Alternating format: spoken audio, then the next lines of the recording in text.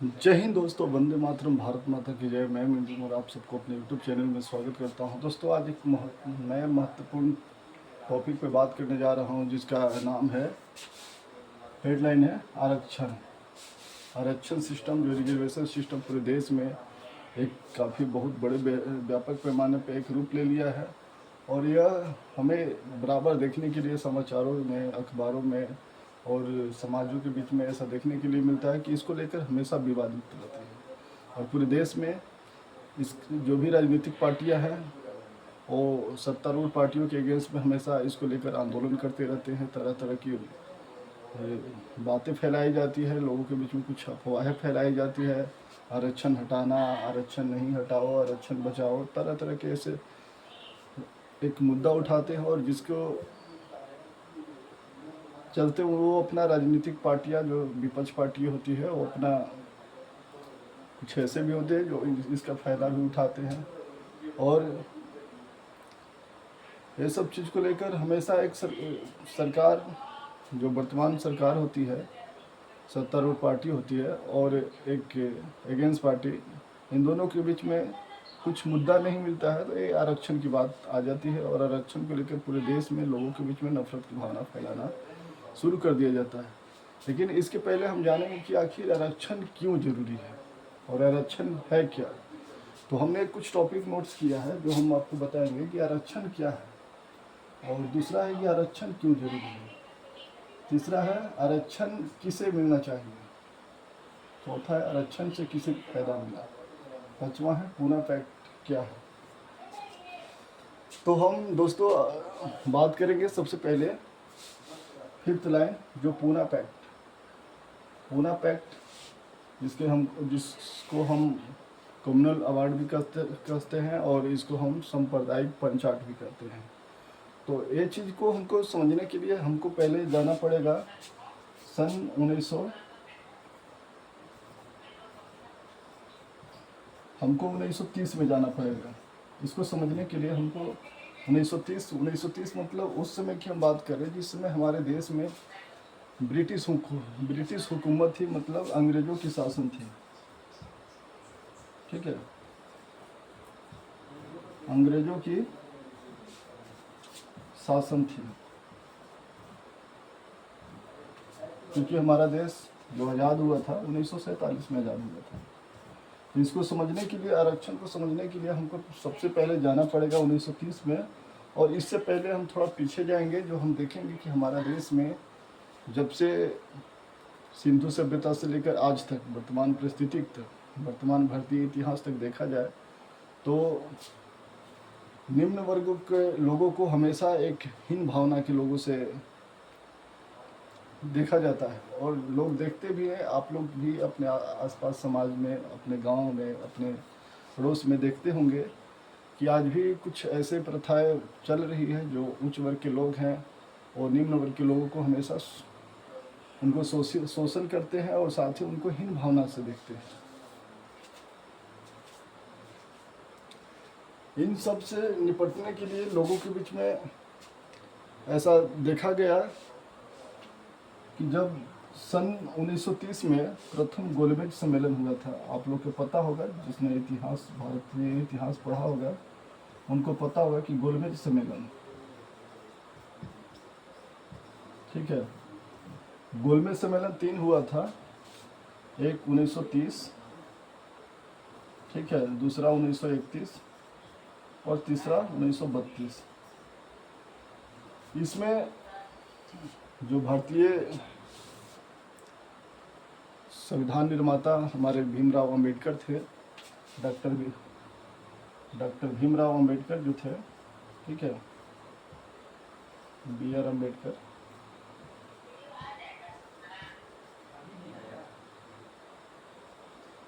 ठीक है, doctor B are Ambedkar थे। तो उस समय ये अंग्रेज की तरफ से एक सभा का गठन किया गया, आयोजन किया गया, और जो सभा ये लंदन में चल रही थी, ब्रिटेन के लंदन में चल रही थी। और वहाँ उसकी जो नेतृत्व करता थे वो ब्रिटिश वायसराय के रूप में जो थे लॉर्ड इरविन, जिनका नाम था लॉर्ड इरविन। और उन्होंने भारतीय का जो कुछ यहाँ के लोगों के जो आर्थिक दुर्दशा भी देखा, आर्थिक कमजोरियाँ भी देखी, तो अंग्रेज़ों ने सोचा कि इनको एक हम टीम गठित करते हैं और उसके माध्यम से हम इनको कुछ इनके साथ जो कुछ अन्याय हो रही है उसको हम ऊपर लाते हैं और उनको हम हर समस्याओं को सुनेंगे। उनके लिए एक ऐसा हम प्लेटफॉर्म तैयार करें जहाँ से उनकी भी जीवन एक आम नागरिक की तरह आसान हो जाए।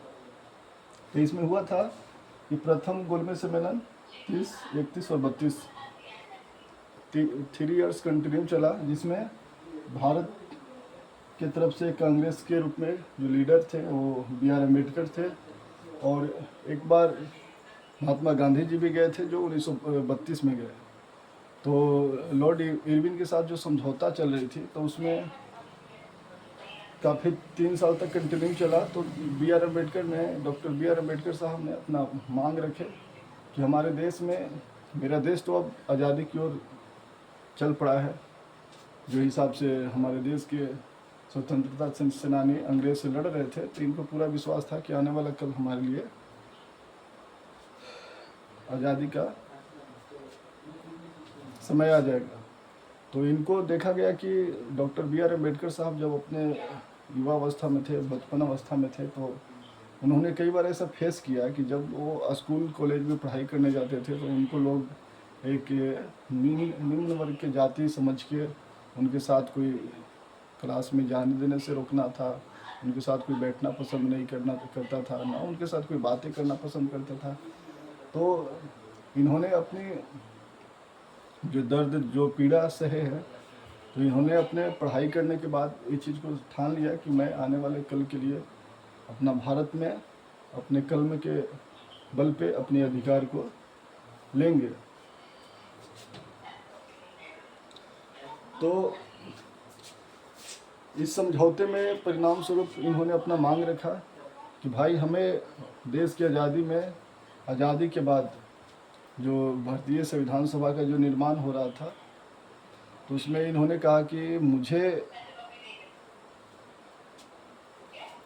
जितने भी देश में दलित वर्ग के लोग हैं, SC ST समुदाय के जो लोग हैं, उनके लिए पहले तो इन्होंने मांग किया कि उनके लिए एक अलग निर्वाचन व्यवस्था होनी चाहिए, सेपरेट इलेक्शन जिसको कह सकते हैं। सेपरेट इलेक्शन की बात कर रहे थे कि हमें सेपरेट इलेक्शन चाहिए, हमारी जो चुनाव होगी वो सिर्फ दलित वर्ग के लिए होगी, जिसमें सिर्फ दलित समुदाय के ही लोग चुनाव लड़ेंगे और उनके लिए ही वो लोग वोट करेंगे। उसमें सिर्फ दलित के अलावा कोई दूसरी जाति के लोग नहीं रहेंगे। तो इस बात को जब महात्मा गांधी जी ने सुना तो उन्होंने इस बात को खिलाफ किया, उन्होंने इस बात को विरोध किया, और उस समय वो भारत के जो यरवदा जेल थे गुजरात के, वो यरवदा जेल में ही वो अरेस्टेड थे। उन्होंने उस जेल में ही ये अनशन पे आमरण अनशन कर दिया। उन्होंने कहा डॉक्टर भीमराव अंबेडकर जी को कि आप ये जो मांग रखे, इस मांग को लेकर आप इस मांग को वापस करिए, नहीं तो हम आमरण अनशन कर देंगे, और हम जब तक आप मांग अपनी वापस नहीं लेते हैं सेपरेट इलेक्शन का, अलग निर्वाचन प्रक्रिया की, तब तक हम अपना अनशन नहीं तोड़ेंगे। तो काफ़ी सोचने के बाद 1932 ईस्वी में डॉक्टर B.R. अम्बेडकर साहब जो थे, 1932 ईस्वी में डॉक्टर B.R. अम्बेडकर साहब कहे कि ठीक है, हम आपको दलित वर्गों के लिए जो अलग निर्वाचन की मांग किए हैं, तो ठीक है, हम निर्वाचन आपसे नहीं करवाएंगे, हम आपसे ये जो मांग रखे अलग निर्वाचन प्रक्रिया की, तो हम वापस लेते हैं। लेकिन मेरा ये कहना है कि जो जितने भी दलित वर्ग के समुदाय हैं, उनको भी निर्वाचन प्रक्रिया में, उनको भी भारतीय संसद में, संविधान सभा में, लोकसभा में, विधानसभा में, राज्यसभा में जितनी भी राजनीतिक भागीदारी होगी, उनकी भी एक अलग हिस्सेदारी होनी चाहिए। तो महात्मा गांधी जी ने इस बात को काफ़ी सोचा समझा और फिर उन्होंने इस बात के लिए तैयार हुआ। तो जिसको हम कह सकते हैं कि जो पूना पैक्ट, पूना समझौता, उसका नाम दिया गया पूना समझौता। ये जो हुआ महात्मा गांधी और M for Mahatma, G for Gandhi, Mahatma Gandhi और BR अम्बेडकर साहब, इन दोनों के बीच में ये समझौता हुआ।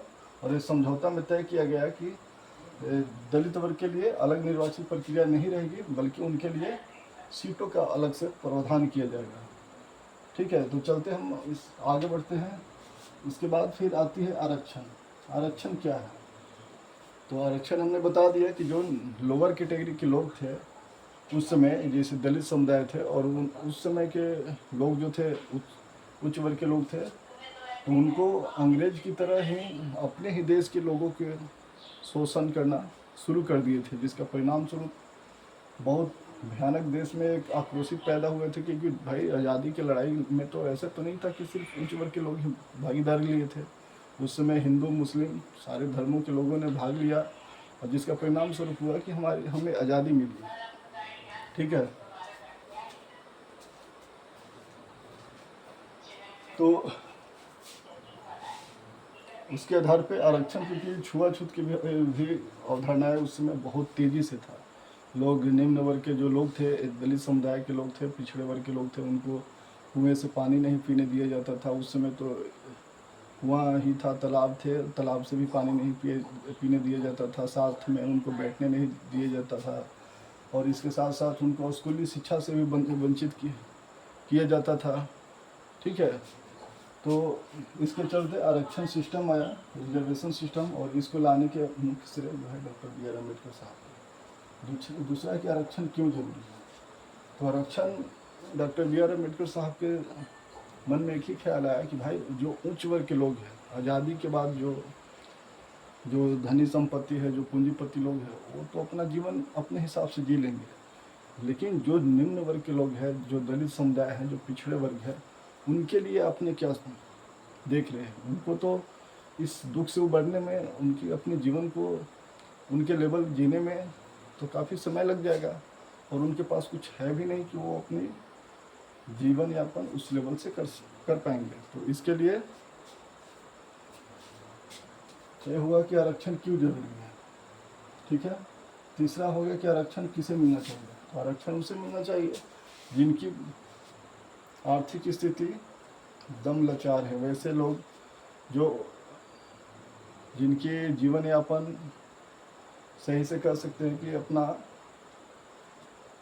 दोनों टाइम के भोजन भी नहीं कर सकते हैं, लेकिन वो चाहते हैं कि हम भी भागीदारी भारतीय राजनीतिक में लें। तो लेकिन मुख्य रूप से एक चीज़ कह सकते हैं कि डॉक्टर BR अम्बेडकर जो थे, सिर्फ SC ST के लोगों के लिए ही आरक्षण की मांग की थी। ठीक है, और आरक्षण से किसे फ़ायदा मिला? तो आरक्षण से जाहिर सी बात है कि SC ST के लोगों को फ़ायदा मिला। तो अब हम आते हैं मुख्य टॉपिक पे,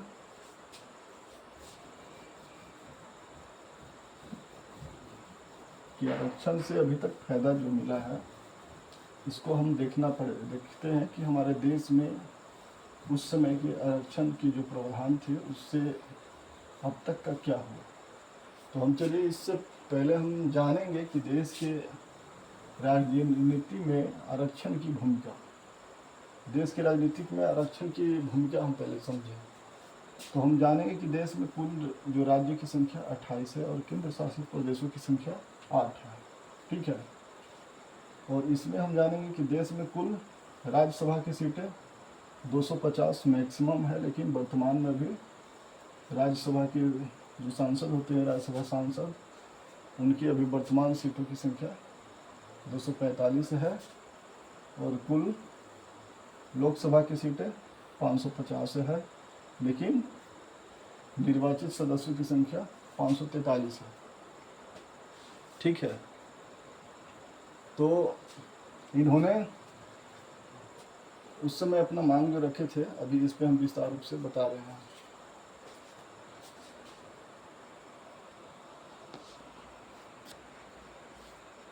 तो चलते हम जानेंगे कि जो टोटल हमारे देश में वर्तमान में 250 अधिकतम जो राज्यसभा सदस्यों की सीटों की संख्या है, जिसमें 245 पे निर्वाचित होते हैं। तो हम ये चीज़ जानेंगे कि हमारे देश में SC/ST वर्ग के लोगों के लिए राज्यसभा में सीटों की संख्या कितनी है और लोकसभा में सीटों की संख्या कितनी है और विधानसभा में भी सीटों की संख्या उनके लिए कितनी निर्धारित की गई है। तो इसको हम जानेंगे।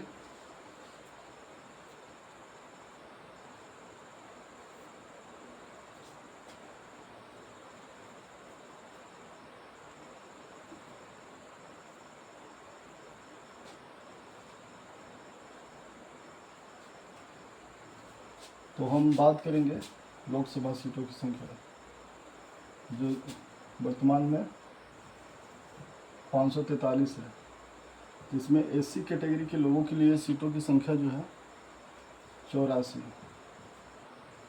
और ST कैटेगरी के लिए सीटों की संख्या 47 है।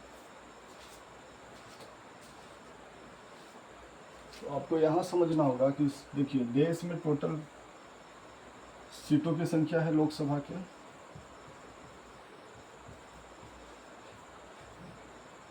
543। 543 में इनको कितना मिल गया?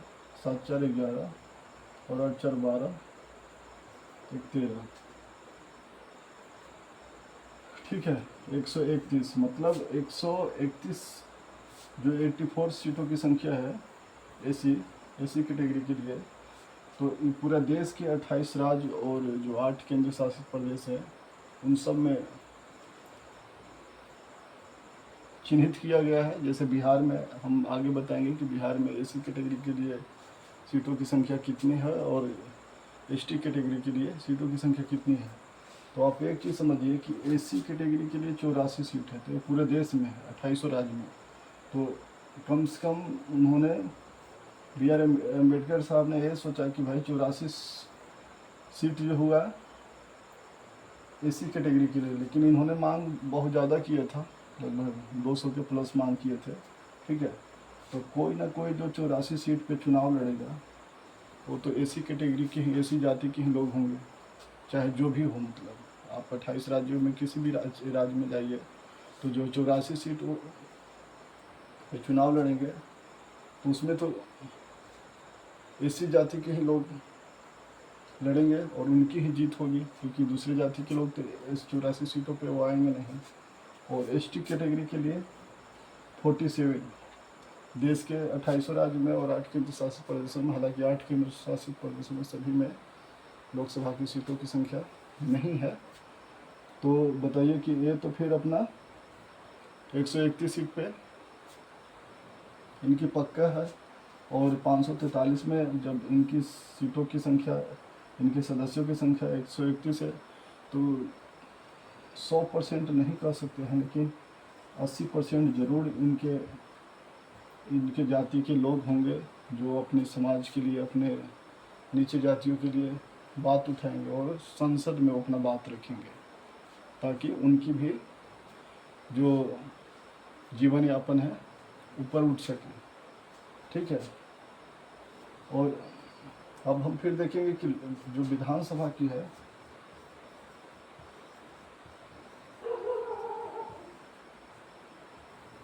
विधानसभा टोटल जो विधानसभा बिहार नहीं कह सकते हैं, पूरा देश में 28 राज्य और 8 केंद्र शासित प्रदेशों में कुल मिलाकर विधानसभा की सीटों की संख्या 4147 है। मतलब देश के वर्तमान में टोटल सभी राज्यों को मिला ले तो विधानसभा की सीटों की संख्या 4147 है। और इसमें SC और ST कैटेगरी के लिए सीटों की संख्या कितनी है ये हम आपको बता रहे हैं। तो इसमें SC कैटेगरी जाति के लोगों के लिए सीटों की संख्या 539 है, ठीक है। और ST के लिए, ST जाति के लोगों के लिए 513 है। मतलब कुल मिलाकर इनका कितना हो गया? 1052 टोटल मतलब पूरे देश के विधानसभा जो सदस्यों की संख्या है 4147 में 1052 जो होंगे SC/ST कैटेगरी के लोग विधायक के पद पे रहेंगे, जो अपने समस्या को लेकर अपना विभिन्न राज्यों में अपना आवाज़ उठाएंगे। और वो 1052 सीट पे किसी भी कीमत पे दूसरी जाति के लोग नहीं आएंगे। तो बताइए कि SC के लिए भी इन्होंने आरक्षण दे दिया और ST के लिए दे दिया, लेकिन OBC के लिए क्या मिला?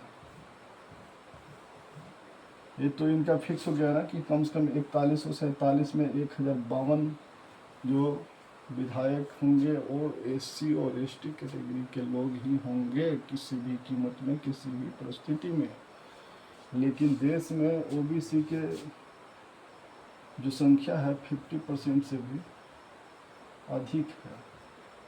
OBC जातियों की संख्या 50% से भी अधिक है, लेकिन इनके लिए आरक्षण 0/0 है। इनके लिए आरक्षण 0/0 है, लेकिन इनके लिए आरक्षण 1052 है। ठीक है, तो अभी हम ये भी बात करेंगे कि बिहार में इन लोगों को कितना आरक्षण मिलता है। इसको मिटा देते हैं। बिहार में आपको पता होगा कि लोकसभा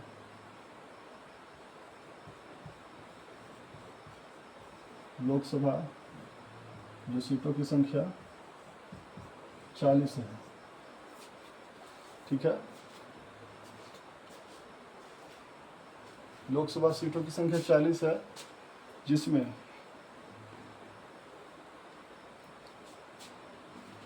SC कैटेगरी के लिए, अनुसूचित जाति के लिए सीटों की संख्या 6 निर्धारित किए गए हैं।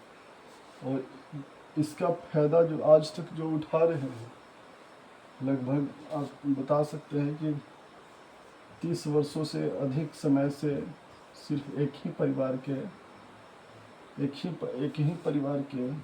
राजनीतिक पार्टी, एक ही परिवार के राजनीतिक पार्टी इसका फायदा उठा रहे हैं, और वो है LJP, लोजपा, जिसको रामविलास पासवान कहते हैं। और इनके बेटा, बेटी, दामाद, पुतोह खुद अपने 32 साल तक रहे। तो सोचिए कि बताइए, एक ही परिवार के 6 सीट है और 6 सीटों पे एक ही परिवार के सांसद हैं, तो बाकी बिहार में आबादी लगभग SC कैटेगरी के जातियों की आबादी जो होगी कम से कम 3 से 4 करोड़ होगा। और 4 करोड़ में सिर्फ एक परिवार है जो पूरे लोकसभा के 6 सीटों को कब्जा करके रखे हुए, और ये लगभग 28-30 साल से भी ज़्यादा पहले से चला रहा है। क्योंकि रामविलास पासवान का भाई भी हैं, सांसद रह चुके हैं, उनके भतीजे भी, उनके बेटा हैं, उनके वो खुद अपने रहे, उनके दामाद भी रहे हैं। मतलब बताइए कि ये आरक्षण का यहाँ फायदा नहीं है, आरक्षण का था नहीं, यहाँ आरक्षण का दबदबा कहते हैं। और विधानसभा में सीटों की संख्या जो है बिहार में लोकसभा को 40 सीट में 6 सीट है जो SC कैटेगरी के लिए है, और विधानसभा में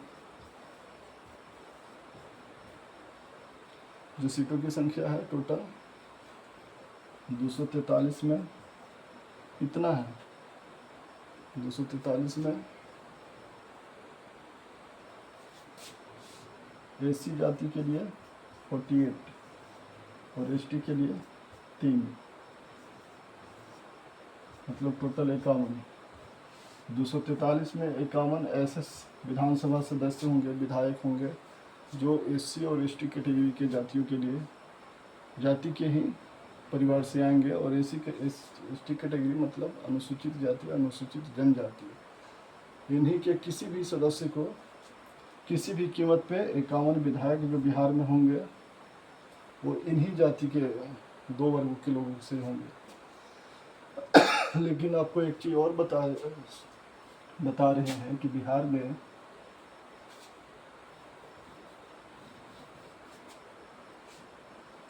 बिहार में जो है एक ईबीसी कैटेगरी है जिनकी 37% आबादी है, 37% आबादी है, और उनके लिए ना कोई लोकसभा में सीटों की संख्या है और ना ही कोई विधानसभा में सीटों की संख्या है और ना ही कोई राज्यसभा में सीटों की संख्या निर्धारित है।